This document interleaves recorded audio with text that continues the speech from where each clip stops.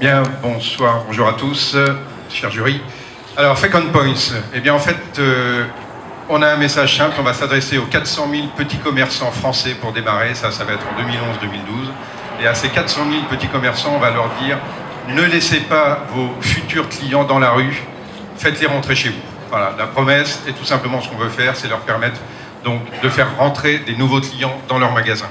Alors comment on va faire cette chose? C'est simple, c'est que le commerçant, il a plein de soucis, il doit préparer ses repas si c'est un restaurateur, il doit couper des cheveux si c'est un coiffeur, et son problème c'est Internet. Et Internet, évidemment, il ne connaît pas ou ça ne l'intéresse pas, et donc son objectif, et notre objectif, c'est encore une fois de le faire aller sur Internet. Comment? Eh bien tout simplement en remplissant une promo, en disant voilà, moi j'ai une crêperie et dimanche prochain j'ai envie d'offrir une vingtaine de crêpes dessert aux clients qui passeront par là, et puis évidemment à mes clients fidèles, mes clients privilégiés. Et donc je vais tout simplement saisir la promo de mes 20 crêpes, une période d'ouverture, une période de fermeture, et un seul bouton, publier, et à ce moment-là, Fake on Point va envoyer tous ces deals, toutes ces promos sur toutes les plateformes qui existent. Alors on ira voir nos amis qui viennent de passer, mais également évidemment Facebook Deals, Google Place, etc.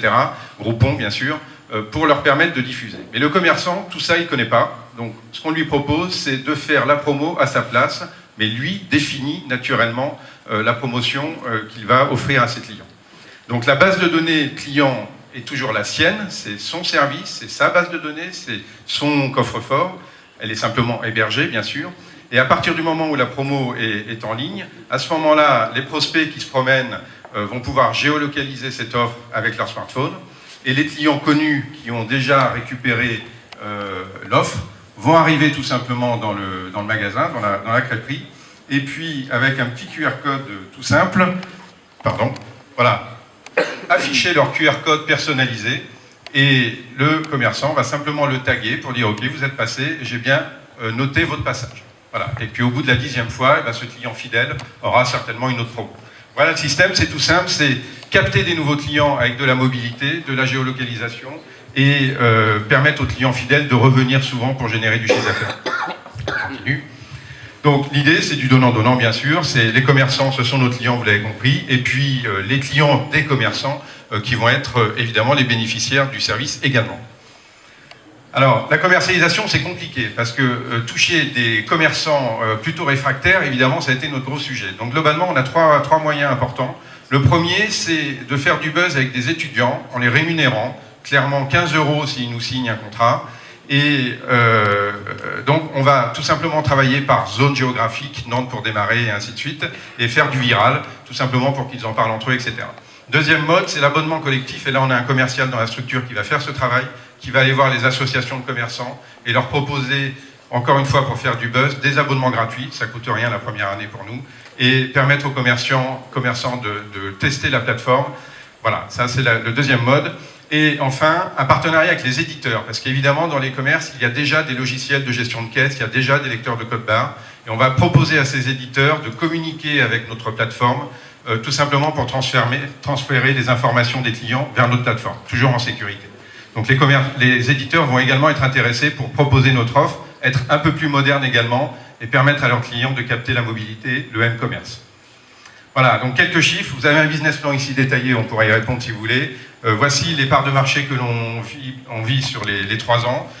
Donc 1379 commerçants la première année. On perd de l'argent la première année, évidemment on investit lourd avec une équipe de 5 personnes et ensuite donc 8 et 9. Voilà, et on commence à gagner de l'argent en 3e année. Voilà. La roadmap, je laisse Julien en parler, il a beaucoup travaillé dessus. Alors, on part avec une équipe de 3 développeurs et 1 designer. Première étape, fidélisation, donc développement des applications pour mobile, site web, etc. pour permettre déjà aux clients de devenir fidèles. Ensuite, partenariat avec les deals, avec Groupon, etc. On ajoute des killer features, on embauche quelqu'un d'autre pour préparer la réalité augmentée, c'est-à-dire on se balade avec son smartphone et on voit les offres qui s'affichent directement devant le magasin géolocalisé, etc. Prix de l'abonnement, 5-10 € par mois parce qu'on touche les petits commerçants. Ça, c'est pour vous donner envie d'y aller, on espère.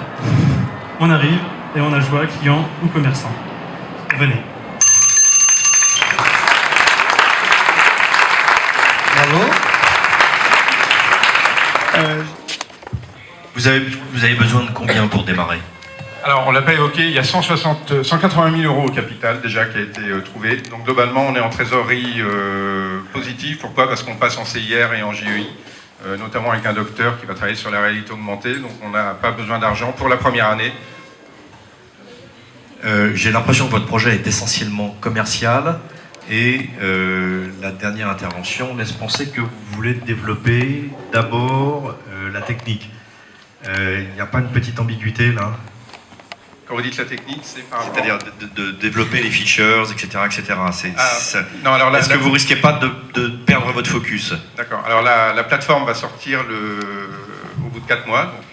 Donc c'est vraiment la plateforme de gestion, parce qu'il faut bien que les commerçants puissent saisir leurs données et leurs promos surtout. Voilà. Et on se contente de ça. Et ensuite, effectivement, de générer toutes les syndications avec les offres. Ça va beaucoup bouger en fait dans le M-commerce.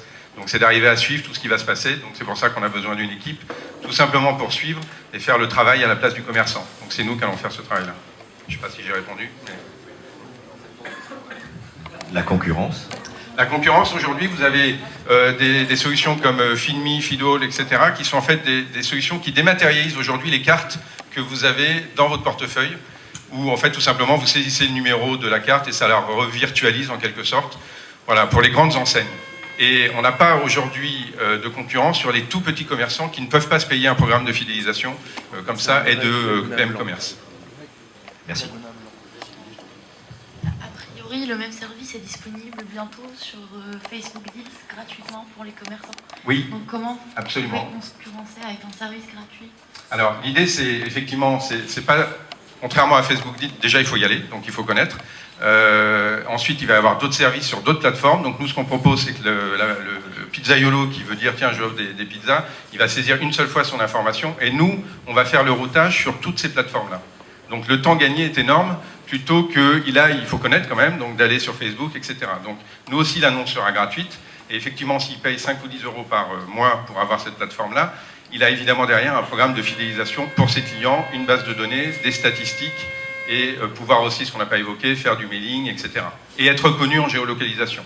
Voilà. Donc on fait tout le travail de M-commerce à sa place. Voilà. Donc c'est le propriétaire d'un break Laguna blanc qui est demandé là-bas. Avec forte insistance, oui, je confirme. Il y a le chrono qui... Juste une dernière question. Le projet, il est imaginé pour la région nantaise ou est-ce que c'est duplicable? Non, pour nous, c'est vraiment national, voire européen. C'est vrai que pour l'instant, on considère que le modèle, on doit le valider sur l'année. Le viral permet d'avoir une proximité, on connaît les réseaux, on peut donc vraiment tester sur place et surtout être à l'écoute pour réagir. Merci.